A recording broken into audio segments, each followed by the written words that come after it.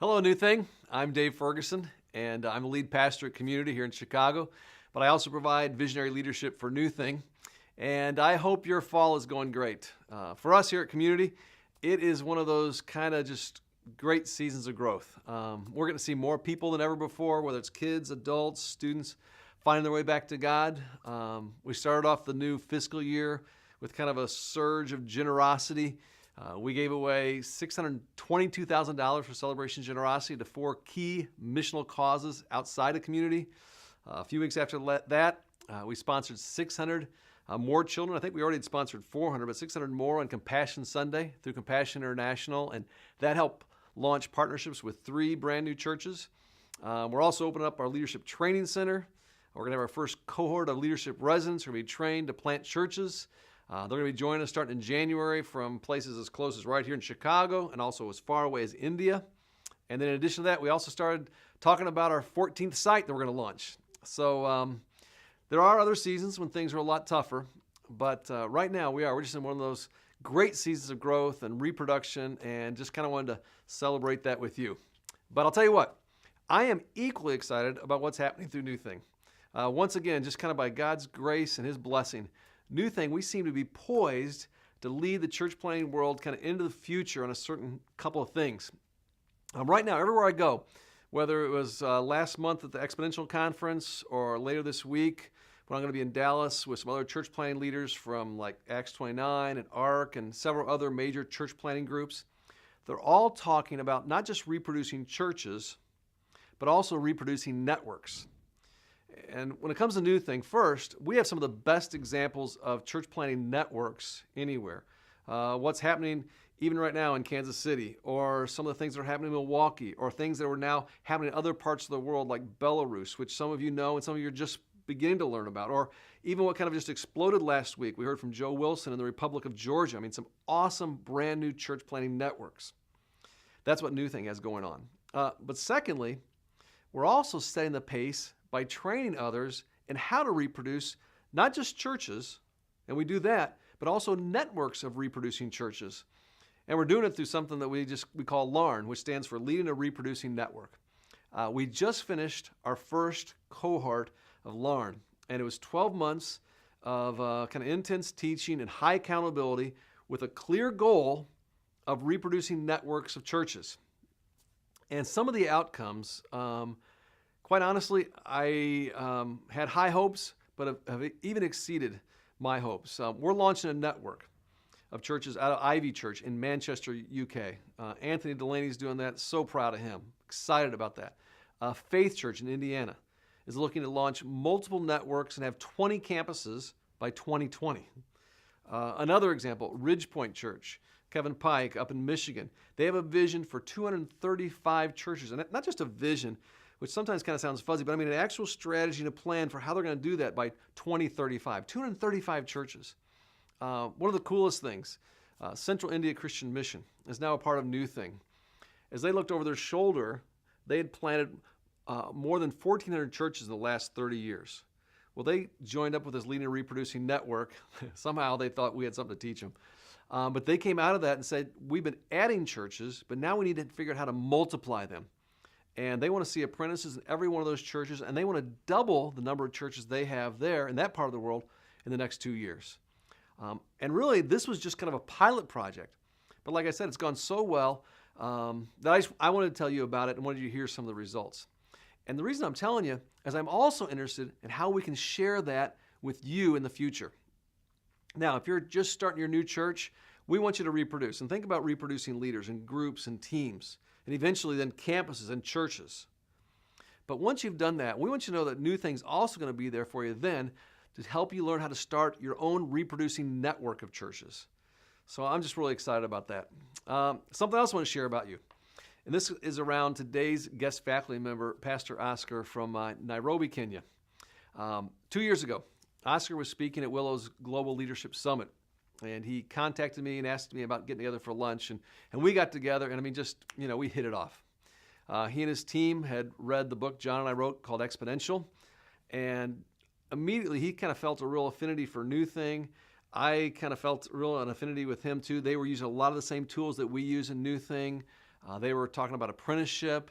They had a leadership path, and it just kind of on and on. And we struck up a friendship, and that friendship has continued to grow. And along the way, he shared with me his vision for global church planting and his real keen insight on how churches from different parts of the world, just like individuals from different places come together with special gifts, churches bring special gifts together to accomplishing Jesus' Great Commission. And I'm telling you, he talked in ways like I'd never heard before about how each of our churches from different places around the planet bring strengths together and allow us to move into new regions and countries to plant new churches. In addition to that, we dreamed of how we can collaborate on leadership residencies. The possibility that leadership residents could actually spend like half their time, say 4 to 6 months in, let's say, Chicago at Community, but then the other half of their time, maybe another 4, 5, 6 months in Africa, like at Nairobi Chapel. And from the beginning, be trained as global church planting leaders, right from the start. Well, the outgrowth of those initial conversations and really that friendship is that now several of us are flying to Nairobi at the end of January to talk about how NewThing can aggressively begin to collaborate on global church planting efforts. My hope is in the not too distant future that as church planters and church planting leaders and network leaders, this is going to benefit you in 2 ways. One, you're going to have brand new opportunities to plant churches globally through international partnerships, and not just kind of in a traditional mission sense where you send dollars, but in a way that you partner where it builds on your strengths and also builds on the strengths of others to plant churches in different places around the world. Secondly, I hope that you'll have the opportunity also to offer leadership residencies where emerging church planting leaders can spend part of their time at your church learning how to be a reproducing church, but then also spend maybe the other half of their residency in other places around the world, like India, like Philippines, like United Kingdom, or in Africa.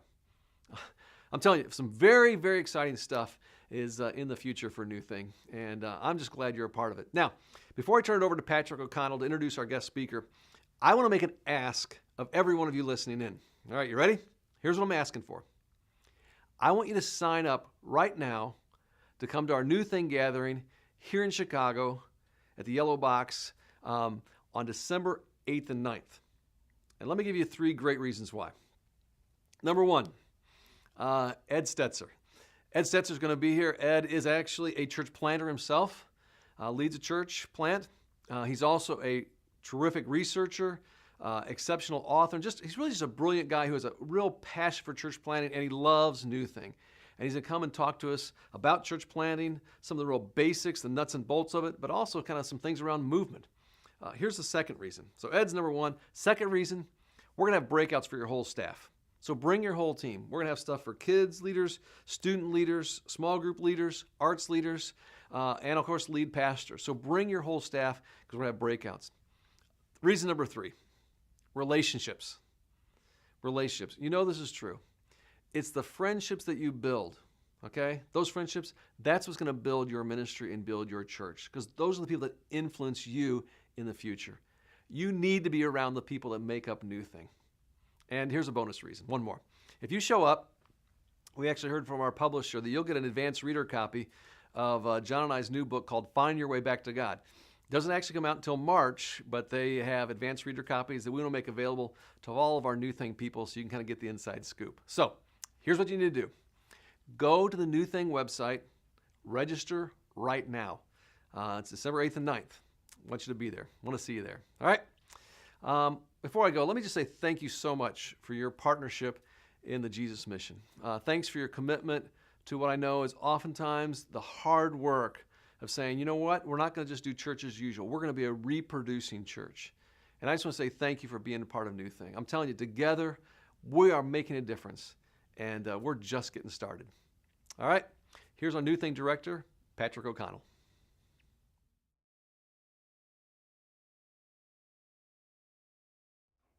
Hello, and welcome to NewThing Online. My name is Patrick O'Connell, and I'm the director of NewThing.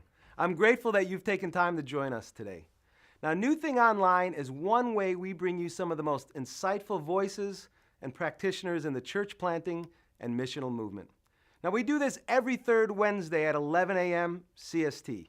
You'll want to put it on your calendar right now. It is our hope that these online training opportunities will accomplish three objectives. One, we want to better equip NewThing network leaders and pastors. We're encouraging our network leaders to use the content from this online training to jumpstart your monthly network calls. We also hope that our NewThing pastors will use this content to train their church staff. Now, to help facilitate this, we've provided a training resource PDF that we've already sent to you. Number two, we also believe these broadcasts will create synergy throughout NewThing. We all know that vision leaks, right? And we believe coming together online will remind us of why we do what we do and how together we are catalyzing a movement of reproducing churches.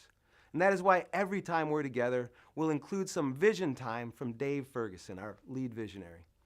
And then finally, we believe this kind of training gives prospective church planners another reason to jump in with NewThing. God has blessed NewThing with access to some of the most cutting-edge thought leaders and practitioners. And we know that we can't all go to them. So we plan to go to them and bring them to you with fresh new content. Now, wasn't last month's NewThing Online with Julie Bullock powerful, that talk on generosity? I know today is going to be powerful as well. Well, did you miss last month? No worries. We've got you covered. If you missed any of our NewThing Online trainings, just head over to our NewThing page on Livestream. NewThing on Livestream. Now, next month is December. Can you believe it already? Now, there will be no NewThing Online in December. That's so that we can start preparing for NewThing Online in 2015. We have some fabulous speakers already lined up. You're not going to want to miss a single broadcast. Now, today we're going to hear from Oscar Muirui of Nairobi Chapel in Kenya. Oscar did a great job closing Exponential West. His vision is inspiring many of us to take action. And I'm excited about the relationship NewThing is building with him and his team at Nairobi Chapel. Some of us had the opportunity to have dinner with Oscar while he was in Chicago last month. Now, Oscar is wise and brilliant. I'm a huge fan of his. And I was inspired when he shared his vision for global church planting. I am convinced that we have much to learn from our African brothers and sisters about church planting. And I'm grateful that NewThing will play a key role in that conversation.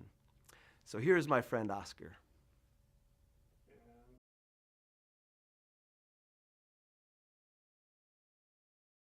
Hi, all you NewThing guys. I just got to know NewThing recently, and on a journey of discovery, got to meet Dave Ferguson, I don't know, maybe about 6-7 months ago, and then Troy and some of the others during the December gathering, the huddle in December in Texas. And one of the things that, in our conversations together that has kept coming up is the fact of having residents in your church and how to go about that, and the challenge, of finding residents and of knowing what to do with them. And so I want to share a little about my own journey. We have something similar. We don't call them residents, though, we're going to adopt the language. But right now, as at present, I have 80 of them on my team. And they're all getting ready to go and church plant within the next 2 or 3 years. And it's been a journey. It didn't happen overnight. And I just want to share with you some of the learnings over that, the last 20 years or so, as I have began to do this and began to learn how to prepare people to go out and church plant. It all began back about 20 years ago when I was a young pastor, green behind the ears. I didn't know half of what I was doing. I'd never led anything. I didn't know what it meant to be a pastor. But I noticed around me that there were university students, graduates, who when they graduated from university were out of a job for 6 months to a year, looking, hunting, sort of doing the bum job, maybe waiting at some restaurant or some, deli or something of that sort. And that wasn't going to be where they were going to settle, but they were looking for the big opening. And I realized that many of them are young and very discouraged about where they were. Some began to struggle with even believing that this would ever change. Maybe this will be my future for years to come. And I decided to invite a number of them who were looking for jobs to come and help me in work. I just needed help. I was leading a small church. I think we were probably about 100 people then. I was a very young pastor of 26 years. I really didn't know what pastoral ministry was about. And so I needed all the help I could get with the young people, with the children, etc. And so I invited 2 or 3 of these. Just come and work with me. I'll spend time with you. I'll disciple you. I'll pray with you. I'll help you grow. And, you get to do the work of God. And then when God opens a door for you to get into a job, you're welcome to leave and you can go on to the next thing. So that was how we began. I wasn't paying them anything. I didn't have anything to give them.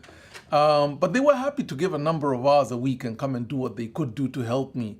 And as with the work of God, once they began and they started getting excited about seeing lives transformed and, people coming to faith, this became increasingly the passion of their heart, that even while they were doing a little job somewhere else, they looked forward to the time when they could come and, go back to that high school, go back to that, friend that they were witnessing to, go lead that Bible study, do something new that they had not done before and were stepping out in faith and doing. And their faith was engaged and they were challenged and they were beginning to, be involved in things that they had not had an opportunity to do before.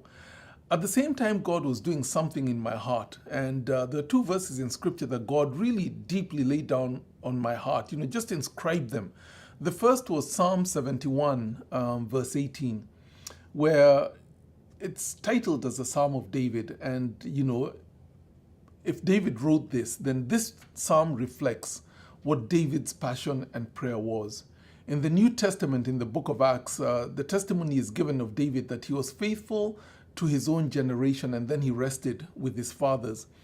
But in Psalm 71 and verse 18, if this was David's psalm, what David prayed was, "O Lord, do not forsake me until I declare your might to those who are to come and your power to the next generation."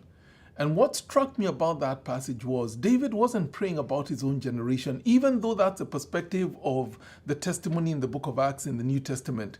His prayer was not for his generation, but for the next generation.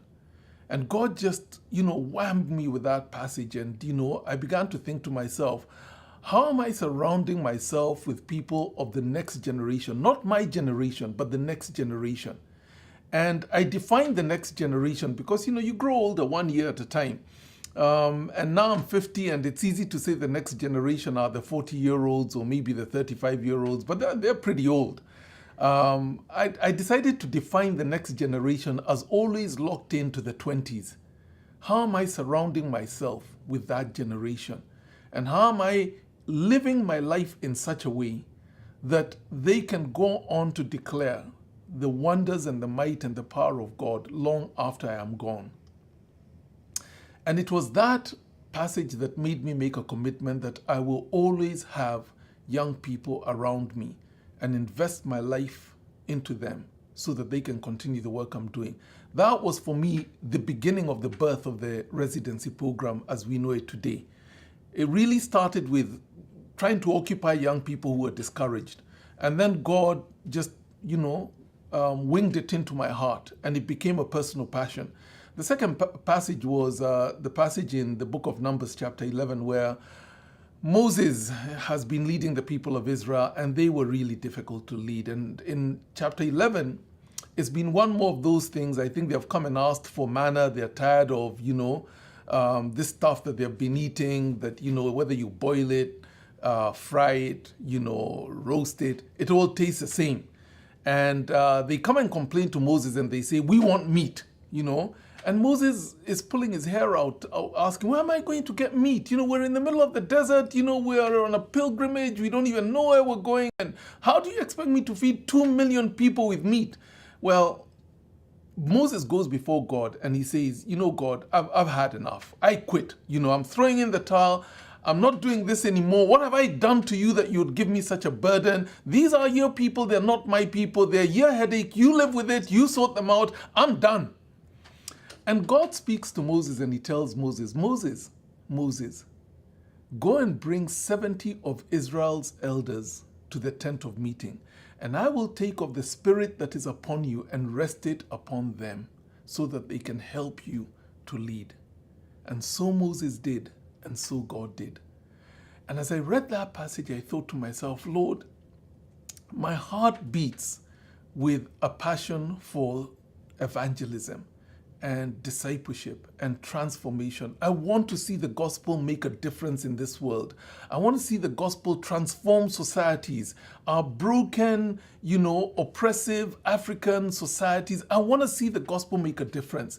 Would you take of this spirit that is upon me, that I believe is the heartbeat of your own spirit, and place it upon 70 others who will continue the work after I've gone? And so these two passages, Psalm 71 verse 18 and Numbers chapter 11, came together in a beautiful way and merged together. And I made a commitment that before I die, I will, by God's grace, raise up 70 world-class leaders who will go and continue the work of ministry long after I'm gone. And I'll lock into that age group of about 20 years. This was the birth of the residency program. And so I began to surround myself with these people, first just to encourage them. But over time, we began to ask the right sorts of questions. Where do we find these people? How do we bring them on board? How do we care for them? How do we help them have enough so that they can put food on the table as they're doing this? And how do we train them? How do we send them out? And this is what has happened today. And this is what the 80 do. We bring them in for a year, and what we do is we go to the places where these sorts of people gather. You know where they gather? They gather, number one, around application doorways to theological college. They're asking about going in for further studies, but they don't have the money to go in. And so they drop out, or they don't even complete the application process. But if you can get that list, they already have signed on. They just don't know how to go through that door. They gather around churches where they are the ones who volunteer for everything. And there's not enough for them to do, and they're keen and they're eager. And so if you ask your pastor friends, do you have anybody on your team who's like this? The Bible says that God never does anything without first revealing it to his prophets. And so one of the things, I do is I ask God, open my eyes to see the Joshuas and the Calebs around me. Show me who it is who you're already calling into ministry, but I can't see it because I'm too busy or because they're not on my radar. They're working with the children and I don't go into that space as often, and so I can't see them. Show me who that is. And you begin to realize or to see who they are as God opens up your eyes. They gather in high schools. They tend to percolate to the top of, the high school Christian community. They're the ones who lead the prayers. They're the ones who lead the Bible studies. And because they're so young, they don't know what to do with themselves except to volunteer where they can.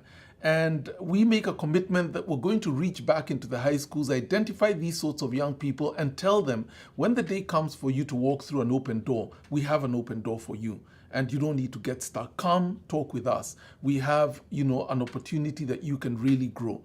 In our country, there's a gap between finishing high school and going into university where people are out of school for about a year and they don't know what to do with themselves because the university system has backed up and it's a year late. And so you have to wait for your turn. And that's a great place to catch them. A lot of them gather in university. They attend the Christian unions. They're involved in the student ministries. And when they finish, they need to be challenged about ministry because they're looking for something worth dying for. But if nobody ever does, then they just walk into their career. But given the opportunity to abandon even that which they've trained for so that they can die for the Lord, there are those who walk through the door. And this is where we find them and we get the word out. Whenever the theological colleges around us are taking in new students, we're always there. You have this great thing here called Urbana that takes place in, I think it's still in St. Louis every 3 years, InterVarsity, where they gather 20,000, 25,000 young people who are looking at the possibility of missions. A third of those are going to end up in ministry. And so, we're coming to the US and we're going to be signing them up there because we want internationals, not just Kenyans. And they're in all these places, knocking on doors, looking for an opportunity. When those sorts of gatherings like Urbana happen, hundreds of people sign up, but nobody ever follows them up. And even if InterVarsity was to follow them up, they wouldn't know what to do with, 5,000, 7,000. And so many fall through the cracks. Well, that's why you need to set up your safety net. Catch them before they fall to the ground and give up hope. Catch them when they're falling through the cracks of the big organizations that have good programs, good funding. Catch them and bring them into your residency because they're there and God is raising them up. You just need to open your eyes to see them and to be in the place where you can meet with them. Don't give up the hope that, I'll never be able to find somebody. There's no one in my radar. Maybe you're in Kansas City and the people you're looking for are in New York. You need to be there.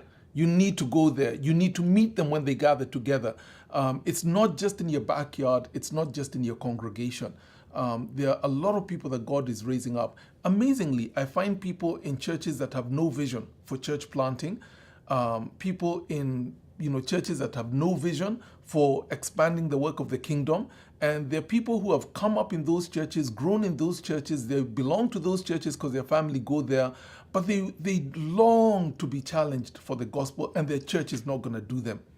Well, as best as I can, I'm there to challenge them and to invite them to come and be a part of what we're doing. And this is how year by year, we have an application list of about 150 and, we whittle it down to what we can manage, which is about 80 of them at a go.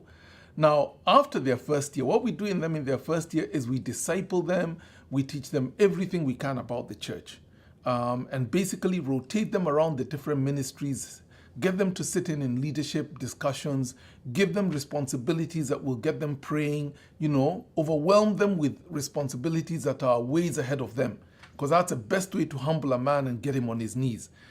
In the second year, we send them out to help plant a church with somebody who is going out to pastor a church. And we send them to, all over Africa, to South Africa, to Liberia, to Ethiopia, to we have people in Botswana, Malawi, Zambia. We send them out outside of their culture, outside of their context, and we ask them for a year to be the leader of some of the ministries within the church. For example, we may send one out to go and lead the youth ministry. Go start up a youth group and lead it for a year. We know they don't know too much. They're still learning, but they get to apply everything they learned in their first year. And the buck stops with them. As long as they're at the chapel, there's so much going on and there's such, good leaders there that it's easy to pass on the responsibility. But when you're in Zambia, in the middle of Lilongwe, you have no one to help you except that you do everything you know how to do and you look to God to lead and guide you. After 1 year of church planting, they come back to the Nairobi chapel. And in the third year now, we train them to be the church planters. And they have a year of now shadowing a church planter as a second, or alternatively being at the chapel and leading a significant ministry, pastoring a group, getting ready that in 8 months they're going to go out and begin a church. And so that's what we do with our residents. It's a 3-year program that we take them through. And we're finding that the harvest is plentiful. There are many, many, many young people who really need something worth dying for. And the challenge for us is to find the opportunity to bring them on board and get them involved. All our churches do this. We've planted a total of 45 churches, and every church is required to have residents. And so One of the churches we've planted has, I think, 110 residents. There's another that has something like 30 residents. And all together now per year, within the whole sort of grand program, we have about 400 or 500 people who are going through a church planting residency program on a 3-year step to get to the place where they go out and plant a church. This year, we're starting 20 churches. Already 2 of them have begun, and the bulk of them are going to begin in the next 6 months. And it's all because of these residents that we have on staff. So don't give up hope. Keep working at it. God will raise people around you. He'll open your eyes to see where they are.